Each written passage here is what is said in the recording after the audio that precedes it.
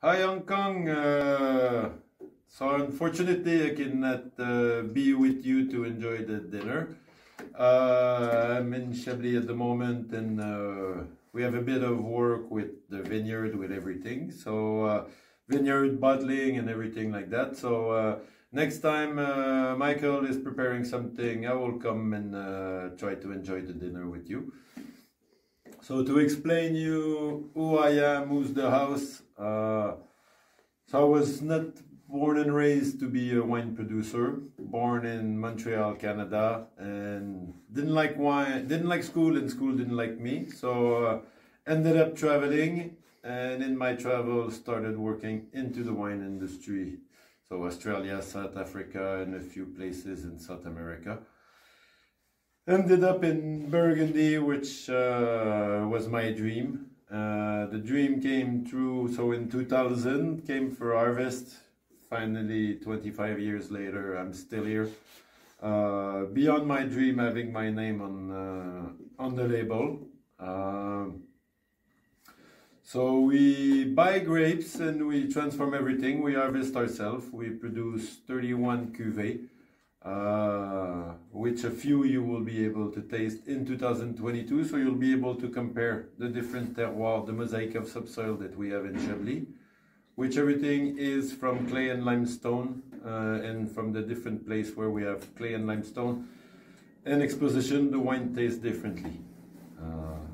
The first wine you will get to go with the oyster, which we always say the top match is oyster with Chablis due to the minerality.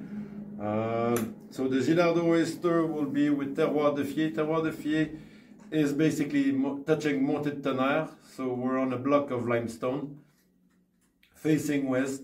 So you'll have a little austerity and a little bit of salinity in the mouth due to the limestone.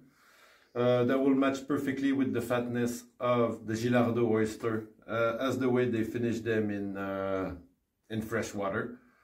For the second course, you will have the terroir découverte, which is on the other side of the Grand Cru, basically following the Piuze Grand Cru terroir, just after Vaux-Laurent.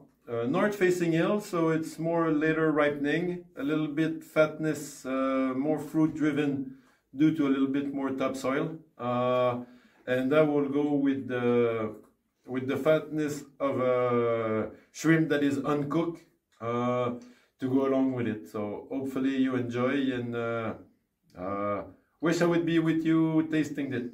Ciao, ciao.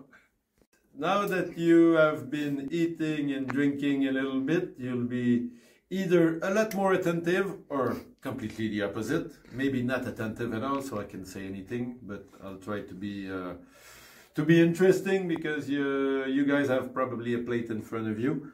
So for the third meal, Hokkaido scallop, perfect with Buteau, because Buteau, as we see on the map, on the first two wines, you were Terroir de Fier, which is just neighboring the Grand Cru, just south of Blanchot, and Terroir Découverte on the valley here, north, that I was telling. And now we go for Buteau, which we go completely to Courgy, in that little valley neighboring Buteau Premier Cru. That's why the spelling is like that. So we have a lot more clay around here, so there will be a bit more reductive, a little bit more fatness. That will be with the precision of a scallop. And after that, Michael has been good enough to put you some Premier and Grand Cru. So the Vaux-Laurent Premier Cru is just neighboring the Piuze.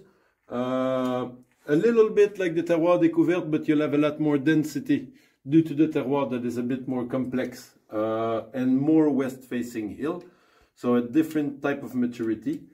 And the Bouguereau, which is the more north Grand Cru that we have, there's a lot more earth. So there will be a lot more fatness, and to counterbalance the fatness and fruitiness, we always pick up early in the morning to contract the fruit to have a bit more precision, and that will be perfect to go with the chicken that you have. So enjoy, and see you soon. Bye bye.